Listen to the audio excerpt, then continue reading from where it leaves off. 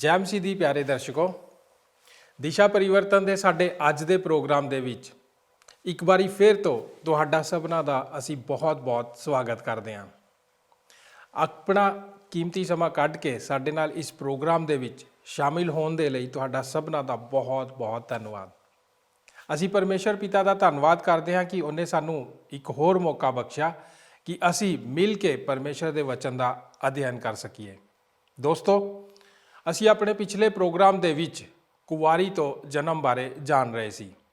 ਕੁਦਰਤੀ ਤੌਰ ਤੇ ਕਿਸੇ ਵੀ ਕੁਵਾਰੀ ਦਾ ਗਰਭਵਤੀ ਹੋਣਾ ਨਾਮੁਮਕਿਨ ਹੈ।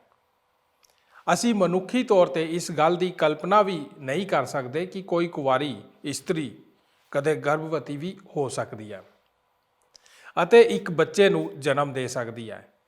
ਪਰ ਜੇਕਰ ਗੱਲ ਮਨੁੱਖ ਜਾਤੀ ਦੇ ਪਾਪਾਂ ਦੀ ਮੁਕਤੀ ਦੀ ਹੋਵੇ ਤਾਂ ਅਸੀਂ ਕਹਿ ਸਕਦੇ ਹਾਂ ਕਿ ਪਰਮੇਸ਼ਵਰ ਆਪਣੀ ਸਰਵ ਸ੍ਰੇਸ਼ਟ ਰਚਨਾ ਜੋ ਕਿ ਮਨੁੱਖ ਹੈ ਦੇ ਲਈ ਕੁਝ ਵੀ ਕਰ ਸਕਦਾ। ਦੋਸਤੋ, ਅਸੀਂ ਆਪਣੇ ਪਿਛਲੇ ਪ੍ਰੋਗਰਾਮ ਦੇ ਵਿੱਚ ਇਹ ਜਾਣਨ ਦੀ ਕੋਸ਼ਿਸ਼ ਕਰ ਰਹੇ ਸੀ ਕਿ ਪਰਮੇਸ਼ਵਰ ਦੀ ਬਾਣੀ ਪਵਿੱਤਰ ਬਾਈਬਲ ਇਸ ਬਾਰੇ ਸਾਨੂੰ ਕੀ ਸਿਖਾਉਂਦੀ ਹੈ।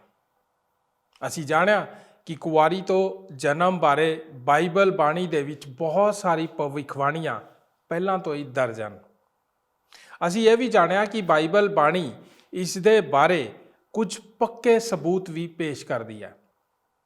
ਪ੍ਰਭੂ ਯਿਸੂ ਜੀ ਦਾ ਕੁਵਾਰੀ ਤੋਂ ਜਨਮ ਲੈਣਾ ਮਨੁੱਖ ਜਾਤੀ ਦੀ ਮੁਕਤੀ ਦੇ ਲਈ ਪਰਮੇਸ਼ਵਰ ਦੀ ਇੱਕ ਮਹੱਤਵਪੂਰਨ ਯੋਜਨਾ ਦਾ ਹਿੱਸਾ ਸੀ। ਅਸੀਂ ਇਹ ਮਨੁੱਖੀ ਇਤਿਹਾਸ ਦੀ ਸਭ ਤੋਂ ਅਲੌਕਿਕ ਘਟਨਾ ਮੰਨਦੇ ਹਾਂ, ਜਿਸ ਨੇ ਇਸ ਸੰਸਾਰ ਨੂੰ ਕਿਸੇ ਵੀ ਹੋਰ ਘਟਨਾ ਤੋਂ ਸਭ ਤੋਂ ਜ਼ਿਆਦਾ ਪ੍ਰਭਾਵਿਤ ਕੀਤਾ। ਦੋਸਤੋ, ਸਾਡੇ ਅੱਜ ਦੇ ਪ੍ਰੋਗਰਾਮ ਦੇ ਵਿੱਚ ਅਸੀਂ ਆਪਣੇ ਪਿਛਲੇ ਪ੍ਰੋਗਰਾਮ ਦੇ ਬਾਕੀ ਦੇ ਹਿੱਸੇ ਉੱਤੇ ਗੌਰ ਕਰਨਾ ਜਾਰੀ ਰੱਖਾਂਗੇ।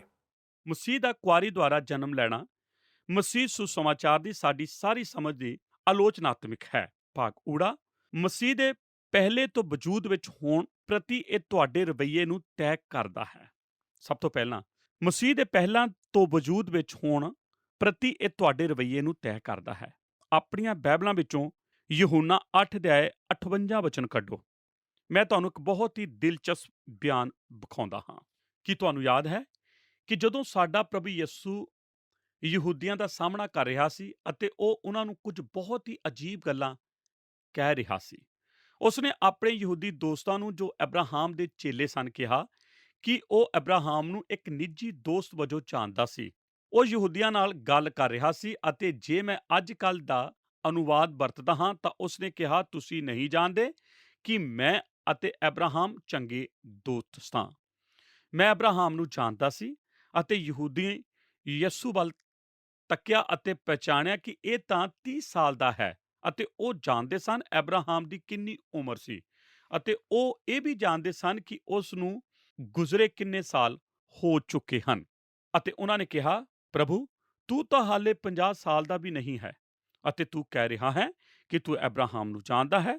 ਅਤੇ ਮੈਂ ਚਾਹੁੰਦਾ ਹਾਂ ਤੁਸੀਂ ਉਸ ਤੇ ਗੌਰ ਕਰੋ ਜੋ ਯਿਸੂ ਨੇ ਯਹੂਨਾ 8 ਅਧਿਆਇ 58 ਵਚਨ ਵਿੱਚ ਕਿਹਾ। ਯਿਸੂ ਨੇ ਉਹਨਾਂ ਨੂੰ ਕਿਹਾ, ਮੈਂ ਤੁਹਾਨੂੰ ਸੱਚ ਆਖਦਾ ਹਾਂ, ਜੋ ਅਬਰਾਹਾਮ ਦੇ ਹੋਣ ਤੋਂ ਪਹਿਲਾਂ ਮੈਂ ਹਾਂ।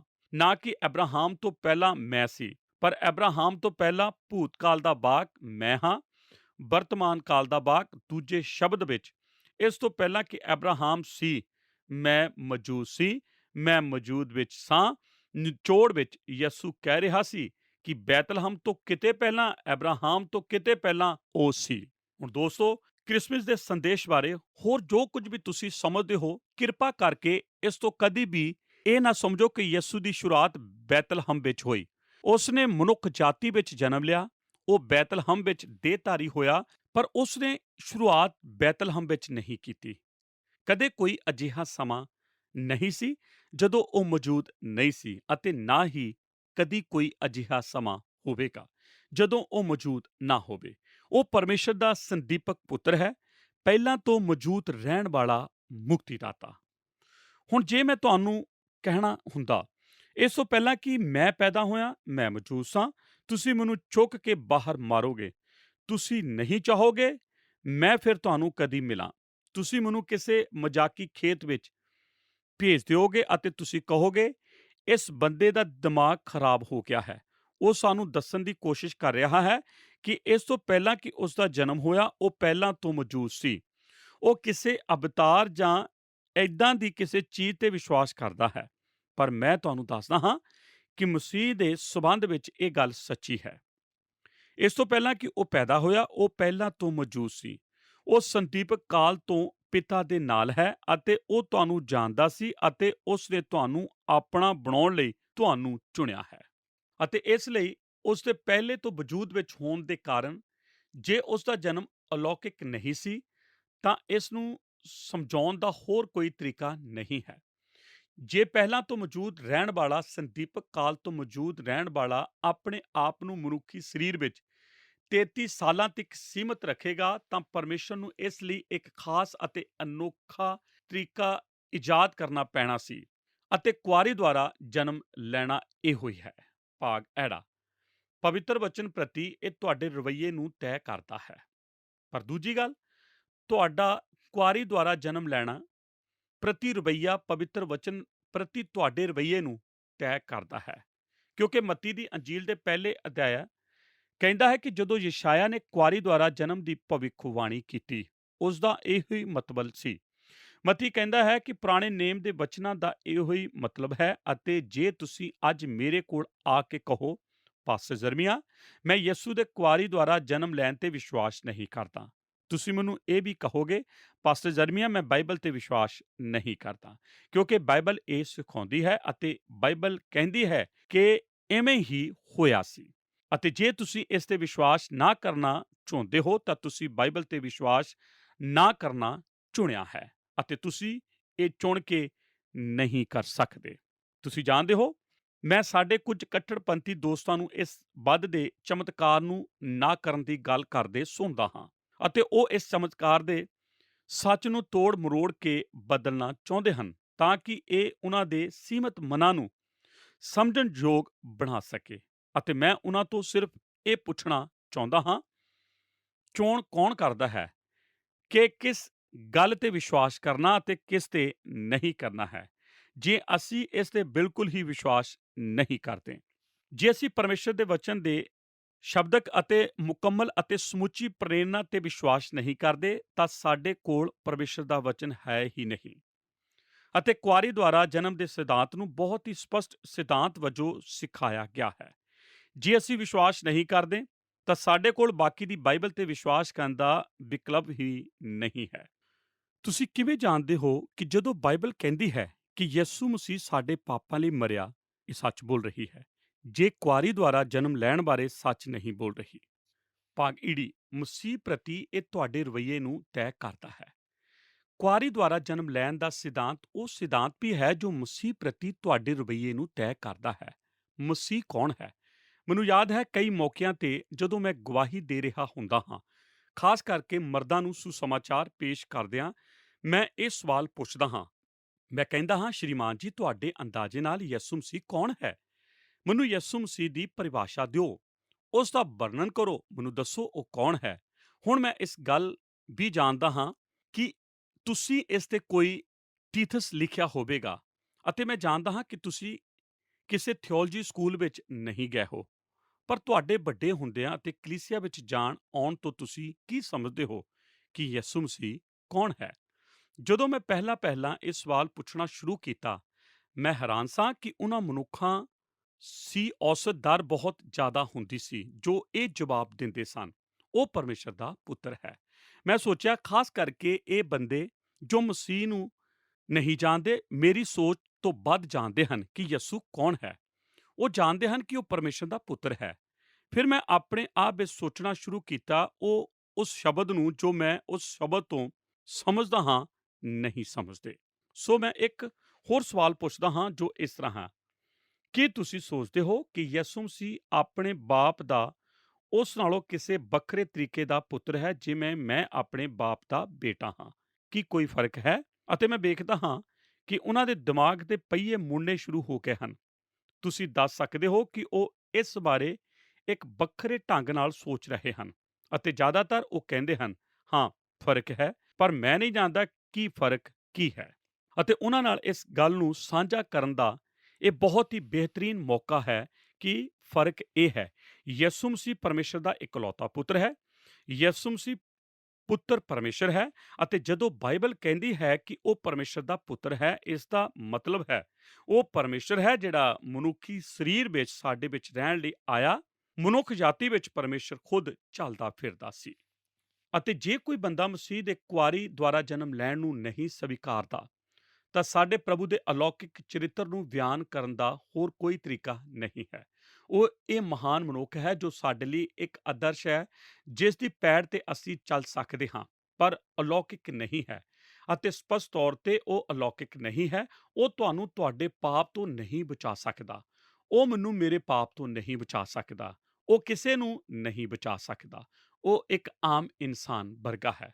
ਇਹ ਸਾਰੀਆਂ ਗੱਲਾਂ ਮਸੀਹ ਦੇ ਕੁਆਰੀ ਦੁਆਰਾ ਜਨਮ ਲੈਣ ਤੇ ਸਿਧਾਂਤ ਤੱਕ ਆ ਜਾਂਦੀਆਂ ਹਨ। ਇਸ ਲਈ ਤੁਸੀਂ ਵੇਖ ਸਕਦੇ ਹੋ ਕਿ ਇਸ ਸੱਚਾਈ ਤੋਂ ਬਿਨਾਂ ਸਾਡੇ ਕੋਲ ਮੁਕਤੀਦਾਤਾ ਨਹੀਂ ਹੈ। ਸਾਡੇ ਕੋਲ ਕੋਈ ਮਸੀਹ ਨਹੀਂ ਹੈ। ਮੈਂ ਇੱਕ ਦਿਨ ਬੈਠ ਕੇ ਕੁਝ ਸਿਧਾਂਤ ਜਾਂ ਸਿੱਖਿਆਵਾਂ ਲਿਖੀਆਂ। ਮਸੀਹ ਦਾ ਪਰਮੇਸ਼ਰ ਤੱਕ ਜਾਂਦਾ ਰਿਹਾ। ਮਸੀਹ ਦੀ ਪ੍ਰਭੁਤਾ ਜਾਂਦੀ ਰਹੀ। ਮੁਕਤੀ ਦਾ ਸਿਧਾਂਤ ਜਾਂਦਾ ਰਿਹਾ। ਮਸੀਹ ਦਾ ਸਰੀਰਕ ਰੂਪ ਵਿੱਚ ਜੀ ਉੱਠਣ ਦਾ ਸਿਧਾਂਤ ਜਾਂਦਾ ਰਿਹਾ, ਕਿਉਂਕਿ ਇਹ ਗੱਲ ਪਹਿਲਾਂ ਕਦੇ ਨਹੀਂ ਹੋਈ। ਅਤੇ ਇਸ ਦੀ ਵਿਆਖਿਆ ਕਰਨ ਦਾ ਇੱਕੋ ਹੀ ਤਰੀਕਾ ਹੈ ਕਿ ਉਹ ਵਿਅਕਤੀ ਜਿਹੜਾ ਜੀ ਉੱਠਿਆ ਹੈ, ਇੱਕ ਅਲੌਕਿਕ ਵਿਅਕਤੀ ਸੀ ਜੋ ਆਪਣੇ ਸਰੀਰ ਨਾਲ ਜੀ ਉੱਠਿਆ। ਅਤੇ ਜੇ ਉਸ ਦਾ ਜਨਮ ਕੁਆਰੀ ਦੁਆਰਾ ਨਹੀਂ ਹੋਇਆ ਹੈ, ਉਹ ਅਲੌਕਿਕ ਨਹੀਂ ਹੈ ਅਤੇ ਕੋਈ ਜੀ ਉੱਠਣਾ ਵੀ ਨਹੀਂ ਹੈ। ਮਸੀਹ ਦੀ ਦੂਜੀ ਆਮਦ ਜਾਂਦੀ ਰਹੀ ਹੈ, ਕਿਉਂਕਿ ਜੇ ਉਹ ਨਹੀਂ ਹੈ ਜੋ ਉਸਨੇ ਕਿਹਾ ਸੀ ਕਿ ਉਹ ਹੈ ਜਦੋਂ ਉਹ ਕੁਆਰੀ ਦੁਆਰਾ ਜੰਮਿਆ ਸੀ, ਤਾਂ ਫਿਰ ਅਸੀਂ ਕਿਵੇਂ ਜਾਣਦੇ ਹਾਂ ਕਿ ਉਹ ਫਿਰ ਦੁਬਾਰਾ ਆ ਰਿਹਾ ਹੈ, ਜਦੋਂ ਉਹ ਕਹਿੰਦਾ ਹੈ, ਮੈਂ ਤੁਹਾਨੂੰ ਆਪਣੇ ਕੋਲ ਲੈ ਕੇ ਆਉਣ ਲਈ ਫਿਰ ਆਵਾਂਗਾ। ਨਵਾਂ ਜਨਮ ਜਾਂਦਾ ਰਿਹਾ। ਜੇ ਉਹ ਨਹੀਂ ਹੈ ਜੋ ਉਸਨੇ ਕਿਹਾ ਸੀ ਕਿ ਉਹ ਹੈ, ਤਾਂ ਉਸ ਨੂੰ ਨਵੇਂ ਜਨਮ ਰਾਹੀਂ ਤੁਹਾਨੂੰ ਮੁਕਤੀ ਦੀ ਪੇਸ਼ਕਸ਼ ਕਰਨ ਦਾ ਕੋਈ ਹੱਕ ਨਹੀਂ ਹੈ। ਇੱਕ ਆਦਮੀ ਨੇ ਲਿਖਿਆ ਹੈ ਕਿ ਕੁਆਰੀ ਦੁਆਰਾ ਯਿਸੂ ਦੇ ਜਨਮ ਲੈਣ ਤੋਂ ਸਿੱਖਣ ਲਈ 5 ਕੀਮਤੀ ਸਬਕ ਹਨ। ਉਹ ਗੱਲਾਂ ਯਾਦ ਕਰਾਉਂਦੀਆਂ ਹਨ ਜੋ ਜਾਂਦੀਆਂ ਰਹੀਆਂ ਹਨ। ਜੇ ਕੁਆਰੀ ਦੁਆਰਾ ਜਨਮ ਲੈਣ ਦੀ ਗੱਲ ਸੱਚੀ ਨਹੀਂ ਹੈ। ਨੰਬਰ 1, ਜੇ ਅਸੀਂ ਯਿਸੂ ਦੇ ਕੁਆਰੀ ਦੁਆਰਾ ਜਨਮ ਨੂੰ ਸਵੀਕਾਰ ਨਹੀਂ ਕਰਦੇ, ਨਵੇਂ ਨੇਮ ਦੀਆਂ ਕਹਾਣੀਆਂ ਝੂਠੀਆਂ ਹਨ ਅਤੇ ਕਿਤਾਬ ਦੀਆਂ ਬਾਕੀ ਗੱਲਾਂ ਵੀ ਬਿਨਾਂ ਕਿਸੇ ਇਖਤਿਆਰ ਦੇ ਹਨ। ਦੂਜੀ ਗੱਲ, ਜੇ ਯਿਸੂ ਦੇ ਕੁਆਰੀ ਦੁਆਰਾ ਜਨਮ ਲੈਣ ਦੀ ਗੱਲ ਸੱਚੀ ਨਹੀਂ ਹੈ, ਤਾਂ ਮਰੀਅਮ ਔਰਤਾਂ ਵਿੱਚੋਂ ਮੁਬਾਰਕ ਹੋਣ ਦੀ ਬਜਾਏ ਇੱਕ ਜਨਾਹਕਾਰ ਔਰਤ ਹੁੰਦੀ, ਕਿਉਂਕਿ ਯੂਸੁਫ ਨੇ ਕਿਹਾ ਕਿ ਯਿਸੂ ਉਸ ਦਾ ਪੁੱਤਰ ਨਹੀਂ ਸੀ। ਅਤੇ ਜੇ ਯਿਸੂ ਉਸ ਦਾ ਪੁੱਤਰ ਨਹੀਂ ਸੀ, ਉਹ ਕਹਿੰਦਾ ਪੁੱਤਰ ਸੀ, ਜੇ ਉਹ ਪਰਮੇਸ਼ਰ ਦਾ ਪੁੱਤਰ ਨਹੀਂ ਸੀ। ਤੀਜੀ ਗੱਲ, ਜੇ ਕੁਆਰੀ ਦੁਆਰਾ ਜਨਮ ਨੂੰ ਸਵੀਕਾਰ ਨਹੀਂ ਕੀਤਾ ਜਾਂਦਾ ਜਾਂ ਇਸ ਤੇ ਵਿਸ਼ਵਾਸ ਨਹੀਂ ਕੀਤਾ ਜਾਂਦਾ, ਤਾਂ ਯਿਸੂ ਪਾਪੀ ਸੁਭਾਅ ਵਾਲੇ ਮਾਂ-ਬਾਪ ਦਾ ਸੁਭਾਵਿਕ ਬੱਚਾ ਬਣ ਜਾਂਦਾ ਹੈ, ਜੋ ਕਿ ਉਸ ਦੇ ਪਹਿਲਾਂ ਤੋਂ ਹੋਂਦ ਵਿੱਚ ਹੋਣ ਨੂੰ ਨਕਾਰਦਾ ਹੈ, ਜਿਸ ਦਾ ਨਤੀਜਾ ਇਹ ਹੁੰਦਾ ਹੈ ਕਿ ਅਸਲ ਵਿੱਚ ਕੋਈ ਦੇਹ ਧਾਰਨ ਨਹੀਂ ਸੀ, ਕਿਉਂਕਿ ਦੇਹ ਧਾਰਨ ਦਾ ਮਤਲਬ ਹੈ ਪਰਮੇਸ਼ਰ ਦਾ ਸਰੀਰ ਵਿੱਚ ਆਉਣਾ, ਪਰਮੇਸ਼ਰ ਦਾ ਸਰੀਰ ਵਿੱਚ ਆ ਕੇ ਰਹਿਣਾ। ਚੌਥੀ ਗੱਲ, ਜੇ ਯਿਸੂ ਦਾ ਕੁਆਰੀ ਦੁਆਰਾ ਜਨਮ ਨਹੀਂ ਹੋਇਆ, ਤਾਂ ਅਸੀਂ ਉਸ ਦੇ ਵਿਲੱਖਣ ਚਰਿੱਤਰ ਅਤੇ ਉਸ ਦੀ ਪਾਪ ਰਹਿਤ ਜ਼ਿੰਦਗੀ ਦੀ ਉਚਿਤ ਵਿਆਖਿਆ ਤੋਂ ਵਾਂਝੇ ਰਹਿ ਜਾਂਦੇ ਹਾਂ। ਇਸ ਦੀ ਵਿਆਖਿਆ ਕਰਨ ਦਾ ਹੋਰ ਕੋਈ ਤਰੀਕਾ ਨਹੀਂ ਹੈ। ਅਤੇ ਆਖਰ ਵਿੱਚ, ਜੇ ਉਹ ਪਿਤਾ ਦਾ ਇਕਲੌਤਾ ਸੀ ਅਤੇ ਇਹੋ ਹੀ ਕੁਆਰੀ ਦਾ ਜਨਮ ਦਾ ਇੱਕ ਵਿਕਲਪ ਹੈ, ਯਿਸੂ ਦੇ ਕੁਆਰੀ ਦੁਆਰਾ ਜਨਮ ਲੈਣ ਦਾ ਸਿਰਫ ਇੱਕੋ ਹੀ ਵਿਕਲਪ ਹੈ। ਯਿਸੂ ਮਨੁੱਖੀ ਪਿਤਾ ਦਾ ਉਤਪਾਦ ਜਾਂ ਸੰਤਾਨ ਸੀ। ਅਤੇ ਫਿਰ ਜੇ ਇਹ ਸੱਚ ਹੈ, ਉਹ ਤ੍ਰਿਏਕਤਾ ਦਾ ਦੂਜਾ ਵਿਅਕਤੀ ਨਹੀਂ ਹੈ ਅਤੇ ਇਸ ਲਈ ਉਸ ਕੋਲ ਪਾਪ ਨੂੰ ਮਾਫ ਕਰਨ ਦੀ ਕੋਈ ਸ਼ਕਤੀ ਜਾਂ ਸਾਮਰਥ ਨਹੀਂ ਹੈ। ਇਸ ਸਿਧਾਂਤ ਨੂੰ ਮੋਟੇ ਕੰਬਲ ਹੇਠਾਂ ਨਾ ਰੱਖੋ ਅਤੇ ਇਸ ਨੂੰ ਮਹੱਤਵਹੀਣ ਵੀ ਨਾ ਸਮਝੋ। ਜਦੋਂ ਲੋਕ ਇਸ ਬਾਰੇ ਵਿਚਾਰ ਵਟਾਂਦਰਾ ਕਰਦੇ ਹਨ ਕਿ ਇਹ ਕਿੰਨੀ ਆਲੋਚਨਾਤਮਕ ਹੈ ਅਤੇ ਇਸ ਤੇ ਕਈ ਸਾਲਾਂ ਤੋਂ ਕਿੰਨਾ ਝਗੜਾ ਹੋਇਆ ਹੈ ਅਤੇ ਸਾਨੂੰ ਇਸ ਵਿੱਚ ਕਿੰਨਾ ਵਿਸ਼ਵਾਸ ਕਰਨਾ ਚਾਹੀਦਾ ਹੈ, ਇਸ ਨੂੰ ਬੁੱਲਾਂ ਨਾਲ ਹੀ ਕਹਿ ਕੇ ਇੱਕ ਪਾਸੇ ਨਾ ਧੱਕੋ। ਦੋਸਤੋ, ਜੋ ਅਸੀਂ ਇਸ ਸਿਧਾਂਤ ਬਾਰੇ ਵਿਸ਼ਵਾਸ ਕਰਦੇ ਹਾਂ, ਉਹ ਇਸ ਗੱਲ ਨੂੰ ਤੈਅ ਕਰਦਾ ਹੈ ਅਸੀਂ ਦੂਜੇ ਸਿਧਾਂਤਾਂ ਬਾਰੇ, ਜਿਨ੍ਹਾਂ ਨੂੰ ਅਸੀਂ ਸਾਡੇ ਆਪਣੇ ਹੋਣ ਦਾ ਦਾਅਵਾ ਕਰਦੇ ਹਾਂ, ਕੀ ਵਿਸ਼ਵਾਸ ਕਰਦੇ ਹਾਂ। ਅਤੇ ਜੇ ਅਸੀਂ ਇਸ ਤੇ ਵਿਸ਼ਵਾਸ ਨਹੀਂ ਕਰਦੇ, ਅਸੀਂ ਆਪਣੇ ਵਿਸ਼ਵਾਸ ਨੂੰ ਗੁਆ ਦਿੱਤਾ ਹੈ। ਨੰਬਰ 3, ਸਾਡੀਆਂ ਜ਼ਿੰਦਗੀਆਂ ਵਿੱਚ ਯਿਸੂ ਦਾ ਕੁਆਰੀ ਦੁਆਰਾ ਜਨਮ ਲੈਣਾ ਮਹੱਤਵਪੂਰਨ ਹੈ। ਤੁਸੀਂ ਮੈਨੂੰ ਕਹਿੰਦੇ ਹੋ, ਪਾਸਟਰ ਜਰਮੀਆ, ਇਸ ਦਾ ਮੇਰੀ ਪ੍ਰਯੋਗਿਕ ਜ਼ਿੰਦਗੀ ਵਿੱਚ ਕੀ ਮਹੱਤਵ ਹੈ? ਇਹ ਸੱਚਾਈ ਜਿਸ ਬਾਰੇ ਮੱਤੀ ਦੀ ਅੰਜੀਲ ਵਿੱਚ ਯਿਸੂ ਦੇ ਕੁਆਰੀ ਦੁਆਰਾ ਜਨਮ ਲੈਣ ਬਾਰੇ ਲਿਖਿਆ ਗਿਆ ਹੈ, ਇਹ ਮੇਰੇ ਤੇ ਕਿਵੇਂ ਲਾਗੂ ਹੁੰਦੀ ਹੈ? ਅਸੀਂ ਇਸ ਦੇ ਅਧਿਆਤਮਿਕ ਮਹੱਤਵ ਅਤੇ ਸਿਧਾਂਤ ਜੋ ਇਸ ਦੇ ਟਿੱਕੇ ਹੋਏ ਹਨ, ਇਸ ਦੇ ਉਹਨਾਂ ਦੀ ਨੀਂਹ ਹੋਣ ਬਾਰੇ ਗੱਲ ਕਰ ਚੁੱਕੇ ਹਾਂ। ਪਰ ਮੈਂ ਤੁਹਾਨੂੰ 2 ਜਾਂ 3 ਗੱਲਾਂ ਦੱਸਾਂਗਾ ਜੋ ਤੁਹਾਨੂੰ ਅੱਜ ਤੁਸੀਂ ਜਿੱਥੇ ਕਿਤੇ ਵੀ ਹੋ ਛੂ ਲੈਣਗੀਆਂ। ਭਾਗ ਊੜਾ, ਸਾਡੀ ਮੁਕਤੀ ਲਈ ਪਰਮੇਸ਼ਰ ਦੀ ਯੋਜਨਾ। ਮਸੀਹ ਦਾ ਕੁਆਰੀ ਦੁਆਰਾ ਜਨਮ ਲੈਣਾ ਉਹ ਯੋਜਨਾ ਹੈ ਜੋ ਪਰਮੇਸ਼ਰ ਨੇ ਸੰਸਾਰ ਨੂੰ ਸਾਡੀ ਮਾਫੀ ਅਤੇ ਸਾਡੀ ਮੁਕਤੀ ਦੇ ਸਿਧਾਂਤ ਦੀ ਸ਼ੁਰੂਆਤ ਵਜੋਂ ਪ੍ਰਦਾਨ ਕੀਤੀ ਹੈ। ਰੋਮੀਓ ਦੀ ਕਿਤਾਬ ਦੇ 5ਵੇਂ ਅਧਿਆਇ ਵਿੱਚ ਇਹ ਸੱਚਾਈ ਬੜੇ ਹੀ ਸਪਸ਼ਟ ਤਰੀਕੇ ਨਾਲ ਬਿਆਨ ਕੀਤੀ ਗਈ ਹੈ। ਰੋਮੀਓ 5 ਅਧਿਆਇ 12 ਵਚਨ ਤੋਂ ਲੈ ਕੇ 17 ਵਚਨਾਂ ਤੱਕ। ਇਸ ਲਈ ਜਿਵੇਂ ਇੱਕ ਮਨੁੱਖ ਤੋਂ ਪਾਪ ਸੰਸਾਰ ਵਿੱਚ ਆਇਆ ਅਤੇ ਪਾਪ ਤੋਂ ਮੌਤ ਆਈ, ਅਤੇ ਇਸੇ ਤਰ੍ਹਾਂ ਸਭਨਾ ਮਨੁੱਖਾਂ ਵਿੱਚ ਫੈਲ ਗਈ, ਇਸ ਲਈ ਜੋ ਸਭਨਾ ਨੇ ਪਾਪ ਕੀਤਾ, ਸ਼ਰ੍ਹਾ ਦੇ ਸਮੇਂ ਤੱਕ ਪਾਪ ਦਾ ਸੰਸਾਰ ਵਿੱਚ ਹੈ ਸੀ, ਪਰ ਜਿੱਥੇ ਸ਼ਰ੍ਹਾ ਨਹੀਂ ਉੱਥੇ ਪਾਪ ਦਾ ਲੇਖਾ ਨਹੀਂ ਹੁੰਦਾ। ਤਾਂ ਵੀ ਆਦਮ ਤੋਂ ਲੈ ਕੇ ਮੂਸਾ ਤਾਈਂ ਮੌਤ ਨੇ ਉਹਨਾਂ ਉੱਤੇ ਵੀ ਰਾਜ ਕੀਤਾ ਜਿਨ੍ਹਾਂ ਨੇ ਆਦਮ ਦੇ ਅਪਰਾਧ ਵਰਗਾ ਪਾਪ ਨਹੀਂ ਸੀ ਕੀਤਾ। ਇਹ ਆਦਮ ਆਉਣ ਵਾਲੇ ਦਾ ਨਮੂਨਾ ਸੀ, ਪਰ ਉਹ ਨਹੀਂ ਪਾਈ ਜਿਹਾ ਅਪਰਾਧ ਹੋਇਆ ਤਿਹਾ ਬਖਸ਼ਿਸ਼ ਵੀ ਹੋਈ, ਕਿਉਂਕਿ ਜਦ ਇੱਕ ਦੇ ਅਪਰਾਧ ਤੋਂ ਬਹੁਤ ਲੋਕ ਮਾਰੇ ਗਏ ਤਾਂ ਪਰਮੇਸ਼ਰ ਦੀ ਕਿਰਪਾ ਅਤੇ ਉਹਦੀ ਬਖਸ਼ਿਸ਼ ਵਿੱਚ ਜਿਹੜੀ ਇੱਕੋ ਹੀ ਮਨੁੱਖ ਅਰਥਾਤ ਯਿਸੂ ਮਸੀਹ ਦੀ ਕਿਰਪਾ ਦੇ ਕਾਰਨ ਸੀ, ਬਹੁਤੇ ਲੋਕਾਂ ਲਈ ਵਾਪਰ ਪ੍ਰਗਟ ਹੋਈ। ਅਤੇ ਜਿਵੇਂ ਇੱਕ ਪਾਪ ਕਰਨ ਵਾਲੇ ਦੇ ਕਾਰਨ ਫਲ ਹੋਇਆ, ਤਿਵੇਂ ਹੀ ਬਖਸ਼ਿਸ਼ ਦਾ ਹੱਲ ਨਹੀਂ, ਸਗੋਂ ਇੱਕ ਜਣੇ ਦੇ ਉੱਤੇ ਦਾ ਨਿਆਂ ਨਾ ਸਜ਼ਾ ਦਾ ਹੁਕਮ ਲਿਆਂਦਾ, ਪਰ ਉਹ ਬਖਸ਼ਿਸ਼ ਨੇ ਬਹੁਤ ਸਾਰੇ ਅਪਰਾਧਾਂ ਤੋਂ ਧਰਮੀ ਠਹਿਰਾਉਣ ਦਾ ਹੱਕ ਲਿਆਂਦਾ। ਜਦੋਂ ਉਸ ਇੱਕ ਦੇ ਅਪਰਾਧ ਕਰਕੇ ਉਸ ਇੱਕ ਦੇ ਰਾਹੀਂ ਮੌਤ ਨੇ ਰਾਜ ਕੀਤਾ, ਤਾਂ ਬਹੁਤ ਪ੍ਰਤੀਕ ਉਹ ਲੋਕ ਜਿਨ੍ਹਾਂ ਨੂੰ ਕਿਰਪਾ ਅਤੇ ਧਰਮ ਦੀ ਬਖਸ਼ਿਸ਼ ਵਾਪਰ ਮਿਲੀ ਹੈ, ਉਸ ਇੱਕ ਅਰਥਾਤ ਯਿਸੂ ਮਸੀਹ ਦੇ ਰਾਹੀਂ ਜੀਵਨ ਵਿੱਚ ਰਾਜ ਕਰਨਗੇ। ਹੁਣ ਪੌਲੁਸ ਰੋਮੀਆਂ ਨੂੰ ਕਹਿ ਰਿਹਾ ਹੈ, ਜਿਵੇਂ ਮੌਤ ਅਤੇ ਪਾਪ ਇਸ ਮਨੁੱਖ ਜਾਤੀ ਵਿੱਚ ਇੱਕ ਮਨੁੱਖ ਅਰਥਾਤ ਆਦਮ ਰਾਹੀਂ ਆਇਆ, ਉਸੇ ਤਰ੍ਹਾਂ ਕਿਰਪਾ ਅਤੇ ਸੰਦੀਪਤਾ ਅਤੇ ਮੁਕਤੀ ਮਨੁੱਖ ਜਾਤੀ ਵਿੱਚ ਇੱਕੋ ਹੀ ਮਨੁੱਖ ਅਰਥਾਤ ਯਿਸੂ ਮਸੀਹ ਰਾਹੀਂ ਆਈ। ਸਾਡੀ ਮੁਕਤੀ ਪੂਰੀ ਤਰ੍ਹਾਂ ਇਸੇ ਸਿਧਾਂਤ ਵਿੱਚ ਹੈ। ਭਾਗ ਐੜਾ, ਪਰਮੇਸ਼ਰ ਨਾਲ ਸਾਡੇ ਰਿਸ਼ਤੇ ਲਈ ਪਰਮੇਸ਼ਰ ਦੀ ਯੋਜਨਾ।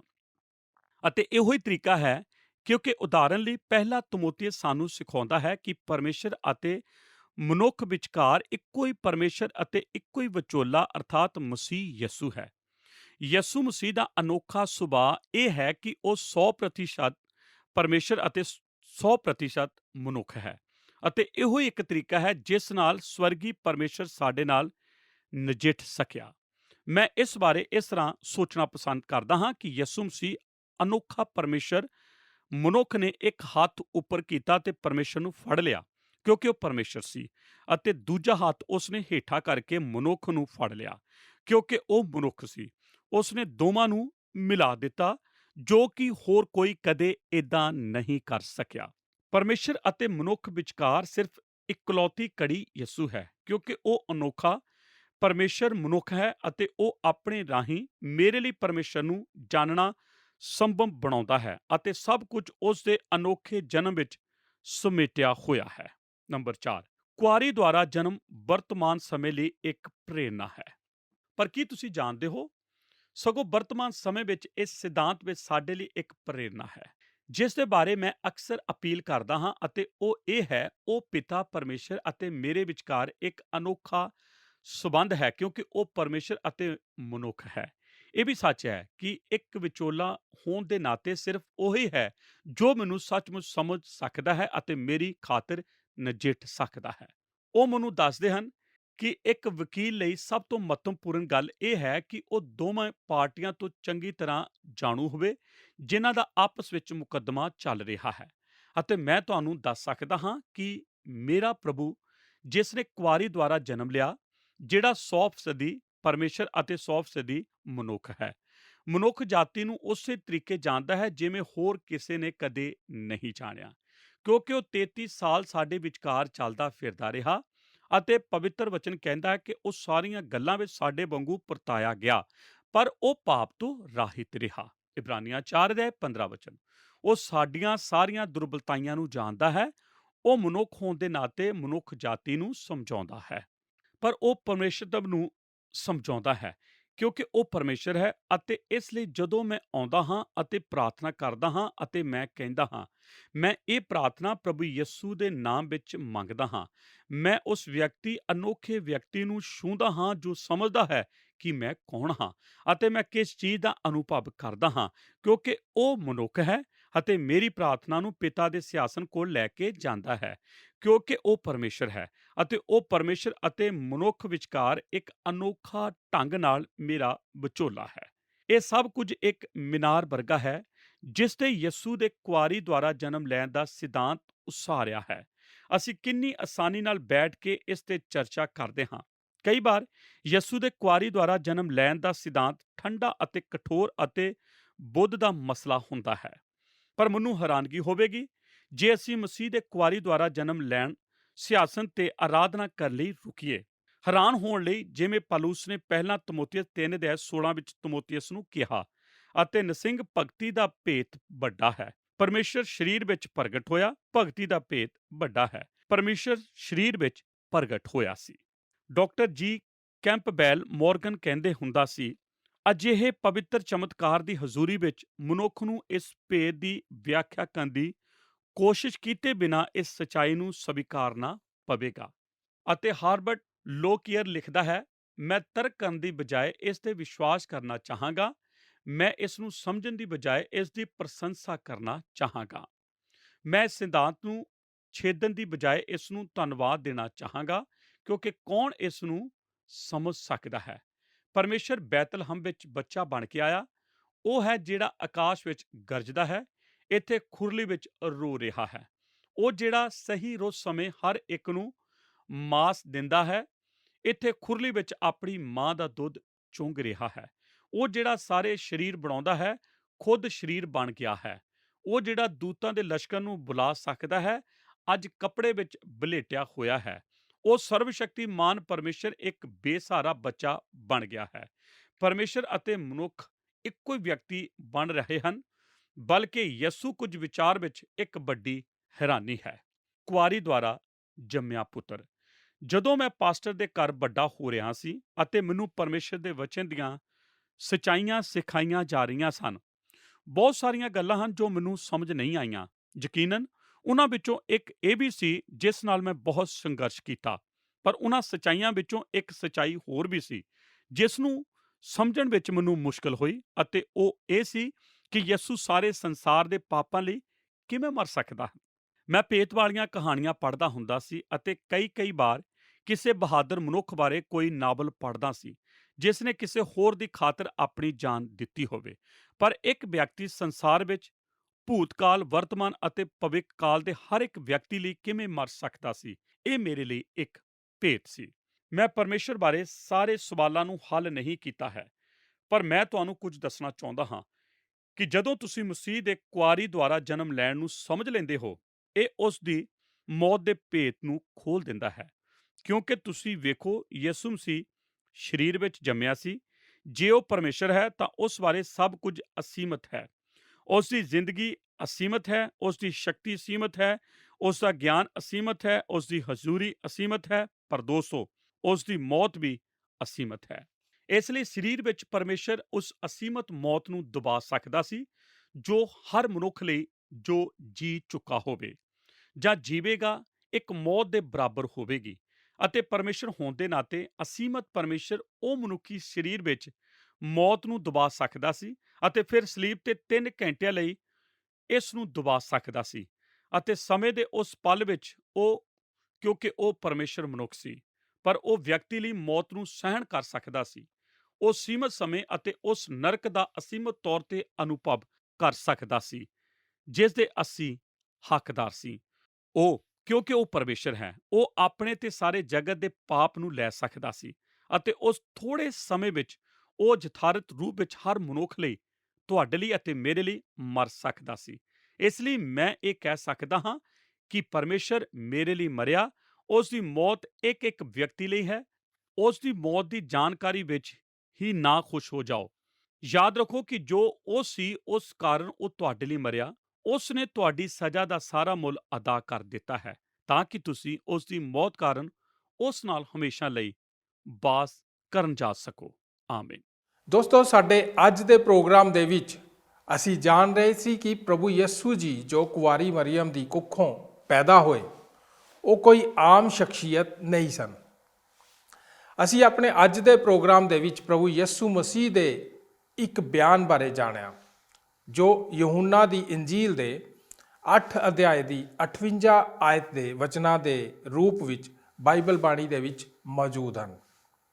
ਦੋਸਤੋ, ਪ੍ਰਭੂ ਯਿਸੂ ਜੀ ਆਪਣੇ ਬਿਆਨ ਵਿੱਚ ਕਹਿੰਦੇ ਹਨ ਕਿ ਇਸ ਤੋਂ ਪਹਿਲਾਂ ਕਿ ਅਬਰਾਹਮ ਪੈਦਾ ਹੋਇਆ, ਉਹ ਹੋਂਦ-ਵਿੱਚ ਸੀ। ਦੂਜੇ ਸ਼ਬਦਾਂ ਵਿੱਚ ਉਹ ਕਹਿ ਰਹੇ ਸਨ ਕਿ ਉਹਨਾਂ ਦੀ ਹੋਂਦ ਤਾਂ ਅਬਰਾਹਮ ਤੋਂ ਵੀ ਪੁਰਾਣੀ ਹੈ, ਜਦਕਿ ਯਹੂਦੀਆਂ ਨੂੰ ਉਹਨਾਂ ਦੀ ਇਹ ਗੱਲ ਬੜੀ ਅਜੀਬ ਲੱਗੀ ਅਤੇ ਉਹ ਕਹਿੰਦੇ ਸਨ ਕਿ ਤੇਰੀ ਤਾਂ ਜੇ ਉਮਰ 50 ਸਾਲਾਂ ਦੀ ਵੀ ਨਹੀਂ ਹੈ ਔਰ ਤੂੰ ਆਖਦਾ ਹੈ ਕਿ ਤੂੰ ਅਬਰਾਹਮ ਤੋਂ ਵੀ ਪਹਿਲਾਂ ਦਾ ਹੈ। ਦੋਸਤੋ, ਹਰ ਸਾਲ ਜਦੋਂ ਅਸੀਂ ਕ੍ਰਿਸਮਸ ਮਨਾਉਂਦੇ ਹਾਂ ਤਾਂ ਅਸੀਂ ਯਾਦ ਕਰਦੇ ਹਾਂ ਕਿ ਕਿਵੇਂ ਪ੍ਰਭੂ ਯਿਸੂ ਜੀ ਬੈਤਲਹਮ ਦੇ ਵਿੱਚ ਪੈਦਾ ਹੋਏ, ਪਰ ਇਹ ਤਾਂ ਉਹਨਾਂ ਦੀ ਮਨੁੱਖੀ ਪੈਦਾਇਸ਼ ਬਾਰੇ ਹੈ। ਅਸਲ ਦੇ ਵਿੱਚ ਤਾਂ ਯਿਸੂ ਜੀ ਸਦੀਪਕ ਹਨ। ਬਾਈਬਲ ਬਾਣੀ ਦੇ ਵਿੱਚ ਉਹ ਕਹਿੰਦੇ ਹਨ ਕਿ ਉਹੀ ਆਦ ਅਤੇ ਅੰਤ ਹਨ ਅਤੇ ਉਹੀ ਅਲਫਾ ਅਤੇ ਓਮੇਗਾ ਹਨ। ਇਸ ਦਾ ਭਾਵ ਇਹ ਹੈ ਕਿ ਉਹਨਾਂ ਦੀ ਹੋਂਦ ਤਾਂ ਯੁਗਾ ਯੁਗਾ ਤੋਂ ਹੈ। ਇਸ ਤਰ੍ਹਾਂ ਅਸੀਂ ਕਹਿ ਸਕਦੇ ਹਾਂ ਕਿ ਮਸੀਹ ਦਾ ਵਜੂਦ ਤਾਂ ਕੁਆਰੀ ਮਰੀਅਮ ਦੀ ਕੁੱਖੋਂ ਜਨਮ ਲੈਣ ਤੋਂ ਪਹਿਲਾਂ ਤੋਂ ਹੀ ਹੈ, ਪਰ ਪ੍ਰਭੂ ਯਿਸੂ ਜੀ ਦੀ ਮੌਜੂਦਗੀ ਇਸ ਸੰਸਾਰ ਦੀ ਉਤਪਤੀ ਤੋਂ ਪਹਿਲਾਂ ਤੋਂ ਹੈ। ਧੰਨ ਹੈ ਯਿਸੂ ਜੀ ਦੀ ਮਾਂ ਮਰੀਅਮ, ਜਿਨੇ ਇਸ ਸੰਸਾਰ ਦੇ ਮੁਕਤੀਦਾਤਾ ਨੂੰ ਜਨਮ ਦਿੱਤਾ। ਦੋਸਤੋ, ਅਸੀਂ ਜਾਣਿਆ ਕਿ ਪ੍ਰਭੂ ਯਿਸੂ ਜੀ ਦਾ ਕੁਵਾਰੀ ਦੇ ਦੁਆਰਾ ਜਨਮ ਲੈਣਾ ਸਾਡੀ ਜ਼ਿੰਦਗੀਆਂ ਦੇ ਲਈ ਕਿੰਨਾ ਮਹੱਤਵਪੂਰਨ ਹੈ। ਇਸ ਦੇ ਜ਼ਰੀਏ ਅਸੀਂ ਸਾਡੀ ਮੁਕਤੀ ਦੇ ਲਈ ਪਰਮੇਸ਼ਰ ਦੀ ਯੋਜਨਾ ਨੂੰ ਜਾਣਿਆ। ਦੋਸਤੋ, ਅਸੀਂ ਵਿਸ਼ਵਾਸ ਕਰਦੇ ਹਾਂ ਕਿ ਹੁਣ ਤੁਹਾਨੂੰ ਇਹ ਚੰਗੀ ਤਰ੍ਹਾਂ ਸਮਝ ਆ ਗਿਆ ਹੋਵੇਗਾ ਕਿ ਪ੍ਰਭੂ ਯਿਸੂ ਮਸੀਹ ਕੌਣ ਹੈ। ਤਾਂ ਫਿਰ ਤੁਸੀਂ ਉਸ ਦੀ ਕੁਮਾਰੀ ਤੋਂ ਜਨਮ ਲੈਣ ਦੀ ਯੋਜਨਾ ਨੂੰ ਵੀ ਚੰਗੀ ਤਰ੍ਹਾਂ ਸਮਝ ਗਏ ਹੋਵੋਗੇ। ਹੁਣ ਅਸੀਂ ਆਪਣੇ ਪ੍ਰੋਗਰਾਮ ਨੂੰ ਇੱਥੇ ਹੀ ਸਮਾਪਤ ਕਰਦੇ ਹਾਂ। ਸਾਡੇ ਨਾਲ ਇਸ ਪ੍ਰੋਗਰਾਮ ਦੇ ਵਿੱਚ ਅਖੀਰ ਤੱਕ ਬਣੇ ਰਹਿਣ ਦੇ ਲਈ ਤੁਹਾਡਾ ਸਭਨਾਂ ਦਾ ਬਹੁਤ ਬਹੁਤ ਧੰਨਵਾਦ। ਪ੍ਰਭੂ ਤੁਹਾਨੂੰ ਸਭਨਾਂ ਨੂੰ ਬਹੁਤ ਆਸ਼ੀਸ਼ ਦੇਵੇ। ਆਓ ਪ੍ਰਾਰਥਨਾ ਕਰਦੇ ਹਾਂ। ਸਾਡੇ ਅਨੁਗ੍ਰਹਕਾਰੀ ਦਿਆਲੂ ਪਰਮੇਸ਼ਰ, ਅਸੀਂ ਤੁਹਾਡਾ ਧੰਨਵਾਦ ਕਰਦੇ ਹਾਂ ਅੱਜ ਦੇ ਇਸ ਅੱਛੇ ਵਚਨ ਵਾਸਤੇ, ਜਿਸ ਦੇ ਜ਼ਰੀਏ ਪਿਤਾ ਪਰਮੇਸ਼ਰ ਤੁਸੀਂ ਸਾਨੂੰ ਸਮਝਾਇਆ ਕਿ ਪ੍ਰਭੂ ਯਿਸੂ ਮਸੀਹ ਕੌਣ ਹੈ।